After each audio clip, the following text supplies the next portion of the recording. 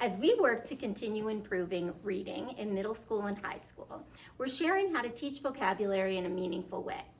Let's look at the science of words. We want to share a practical way in which all teachers can study words with students. So we're going to look at word science. The first word I want to look at is phoneme.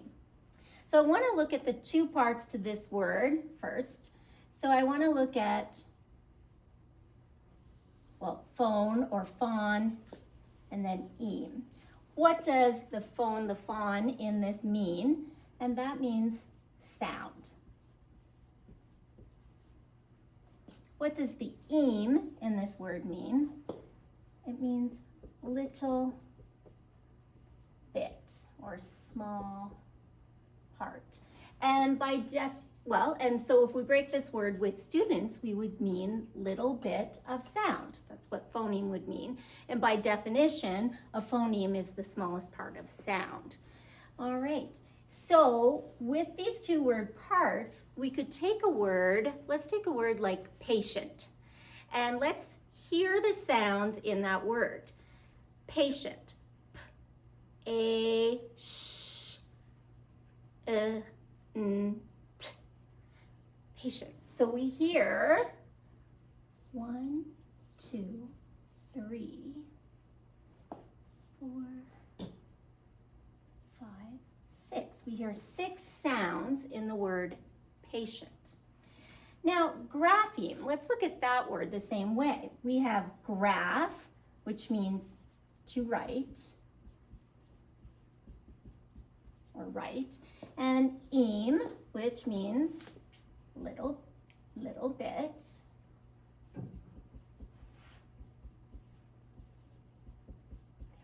So little bit, writing. So a little bit of writing, it's the letters that will match these sounds. So let's think about what are those letters. So we have 6 sounds that we hear. Let's take and write those sounds now. So the first one was P, pay. The A, shunts is T-I, patient, E-N-T. And this is rule 17 that we talked about earlier in some of our videos, and a T-I, C-I, and S-I will all come at the start of a second syllable once a full syllable is there. So patience, this is the second syllable. You can start it with the T-I, C-I, S-I, and they're gonna have the sh sound. So patient, we have then associated the grapheme to the phoneme. Now our next word is morpheme. So we have morph and eme. So morph means a form. It's actually a meaningful form. Meaningful form. And then the eme is little, small part. So we're going to look for form in a word that has meaning. So if we take the word patient, the only morpheme in this word right now is patient. That's the only part of this word that has meaning right now. Well, let me just play with that word a little bit right now with morphemes. So let's say we have the word impatient. Whereas right now, patient is only one morpheme because there's only one unit of meaning here.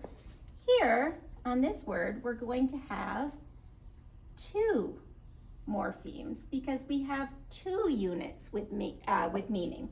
So meaning not, and patient meaning to be able to withstand, be able to wait.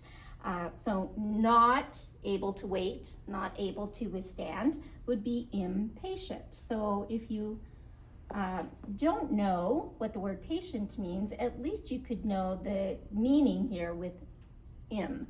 So we also have words like impossible. immobile. And those would also fall within our two morphemes.